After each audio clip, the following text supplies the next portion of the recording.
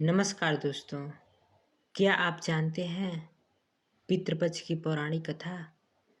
तो चलिए पितृपक्ष की पौराणिक कथा का श्रवण प्रारंभ करते हैं।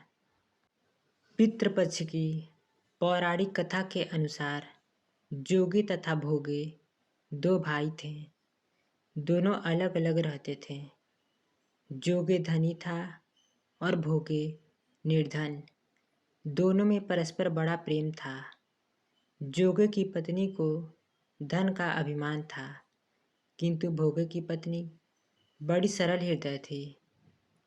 पितृपक्ष आने पर जोगे की पत्नी ने उससे पितरों का श्राद्ध करने के लिए कहा, तो जोगे इसे व्यर्थ का कार्य समझकर टालने की चेष्टा करने लगा।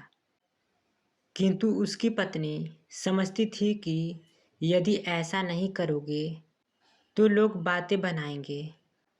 फिर उसे अपने मायके वाले को दावत पर बुलाने और अपनी शान दिखाने का यह उचित अवसर लगेगा।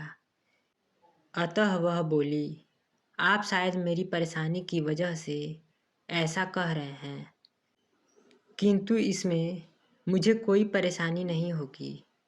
मैं भोगे की पत्नी को बुला लूँगी, दोनों मिलकर सारा काम कर लेंगी। फिर उसने जोगे को अपने पीहर न्योता के लिए भेज दिया। दूसरे दिन उसके बुलाने पर भोगे की पत्नी सुबह सवेरे आकर काम में जुट गई।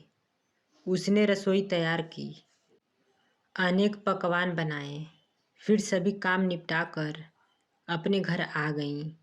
आखिर उसे भी तो पितरों का श्राद्ध तर्पण करना था।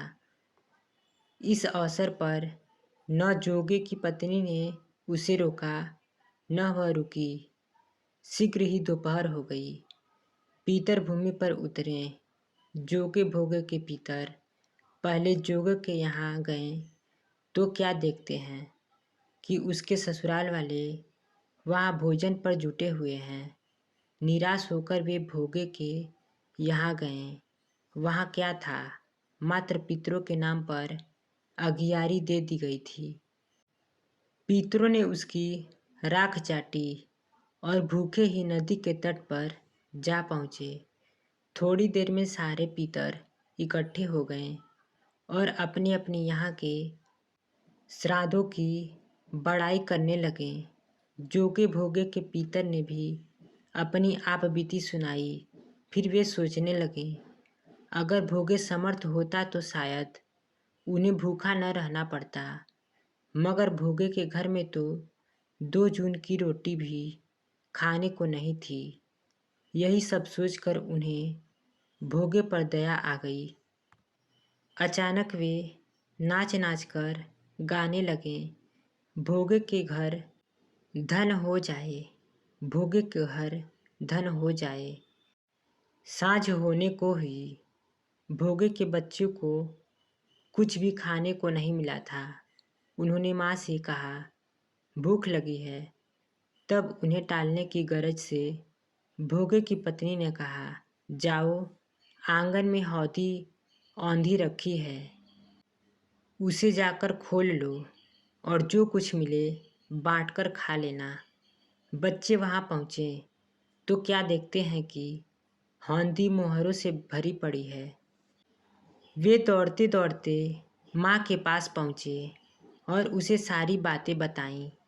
आंगन में आकर भोगे की पत्नी ने यह सब कुछ देखा तो वह भी हैरान रह गईं।